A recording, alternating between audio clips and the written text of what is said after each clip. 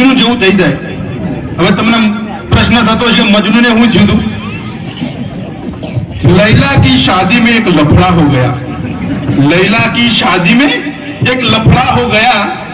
मजनू इतना नाचा कि लंगड़ा हो गया. Hello guys, good morning, welcome to my new vlog. तो गाइज आज है 26 जनवरी 2024 फ्राइडे, हसनपुर का पार्ट 3। तो गाइज चूंकि 2 पार्ट तो मैंने ऑलरेडी डाल दिए हैं, चूंकि आप लोगों ने वो देख ली है गाइज। तो ये तीसरा है गाइज, उसके अंदर गांव वालों की व्यथा कि भाई जो हमारे बूढ़े होते थे वो कैसा बोलते थे, किस तरह से विचारते थे, उनकी बोली चलन। तो इन छोटे छोटे बच्चों ने उन सबको अपने जज्बे में पिरोया है गाइज, चूंकि बहुत शानदार है और इन बच्चों ने सबके सामने बहुत अच्छा बोला गाइज। तो वो देखने जैसा है गाइज, उनकी एक्शन भी बहुत अच्छी थी गाइज। तो मैंने इसी में इसको डाला है गाइज। तो चलो आपको पूरा देखना है गाइज, और पसंद आया तो लाइक करना है, चैनल पर नए हो तो सब्सक्राइब जरूर करना गाइज। तो चलो फिर करते हैं वीडियो को स्टार्ट। तो सरस मजाનું નાટક લઈને આવે છે ધોરણ 5, 6 અને 7 ના વિદ્યાર્થીઓ, જેનું નામ છે પુરુષોની વ્યથા, જેને તૈયાર કરાવ્યું છે પરમાર સંજયભાઈ ઠાકોર પરેશભાઈ. ઉવેલા રમવા હમણાં હું નવા જૂની છે એ નવી આપતી નહીં ને જૂની જાતી નહીં. એ હાસુ હોતારું એ બધાયને એમ જ હોય. ગઈકાલે મેં મારી પત્નીને ફોન કર્યો કે તને પિયર ગઈ 10 દિવસ થઈ ગયા, તું તો મને યાદ જ નથી કરતી. મારી પત્ની કહે હોતું હશે હું ગઈ, મને ચારે બાજુ તમે જ દેખાવો છો. તું એટલું બહાર ચોખાના દાયરામાં, ઘઉંના લોટમાં, સારું મને તો આંચકો લાગ્યો. હું ધડે છું કે દલેરો? એ હા ભાઈ હા, એ કાગડા બધે કાળા જ હોય. એકદમ સાચી હો ભાઈ. એ બીજી એક વાત કહું, એકવાર હું મારા હારે ગયો.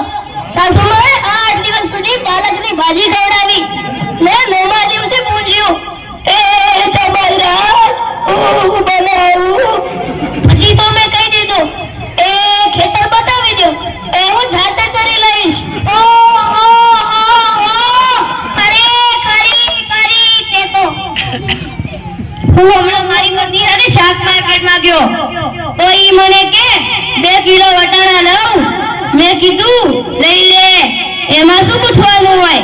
તો મને ઈ કે પૂછવું તો પડે જ, આ વટાણા ફોલવાના તો તમારે જ છે ને. લો કરો. અરે ભાઈઓની ક્યાં માંડો છો? આજકાલની પ્રજાઓ પણ જુઓ ને, મારી ટિંડોરના હાથમાં મોબાઈલ આવ્યો એટલે બસ પતી ગયું, સમજી લ્યો. આપણી સાથે વાત કરતા હોય ને કોકનો ફોન આવે તો હાલવા જ માંડે. એલા આપણે કેતનના ઉભેલા ચાડ્યા છીએ. એને મન તો આપણે એવા જ હોય. એને તો મોબાઈલ આવ્યો એટલે કર્મદીનને મુઠ્ઠી મેં ધીરુભાઈ અંબાણી જોઈ લ્યો. એમાં આ જીવ આવ્યો એટલે છોકરાઓ તો આપણો જીવ લઈ ગયા છે. અરે એનું નામ જીવ નહીં પણ મારું એવું રાખવું જોઈતું હતું. એ મોબાઈલ આવ્યો એટલે કેમેરો ગયો, એ મોબાઈલ આવ્યો એટલે ઘડિયાળ ગઈ, એ મોબાઈલ આવ્યો એટલે બેટરી ગઈ, એ મોબાઈલ આવ્યો એટલે કમ્પ્યુટર ગયું, એ મોબાઈલ આવ્યો એટલે નિરાંત ગઈ. એમાં જો આપણો મોબાઈલ આપણી ઘરવાળીના હાથમાં આવી ગયો તો સમજી આપણે ગયા. એટલે આ જીઓ ઉપર યાદ આવ્યું, હમણાં સુધી બધી પૈસા ચાલતા હતા એ કોને બંધ કરાવ્યા ખબર છે તમને? નહીં ખબર ને? સરકારે બંધ કરાવ્યા. બીજું કોણ કરે? એ નહીં, એ પછી પૈસા એટલે પાવલી. એ પાવલી આ જીઓ વાળા મુકેશ અંબાણીએ બંધ કરાવી. હે એ કેવી રીતે? જુઓ હું કહું, મુકેશ અંબાણીના લગ્ન થતા હતા એ વખતે આ પાવલી એટલે ઘણા બધા પૈસા કહેવાય. તો આ ગોલ મારત ઘડીએ ને ઘડીએ કીધા કરે, પાણીની ચમચી ભરે ને કે મુકો પાવલી, ગણપતિ પૂજન કરાવે ને કે મુકો પાવલી, એક ફેરો ફરે ને કે મુકો પાવલી, બીજો ફેરો ફરે ને કે મુકો પાવલી.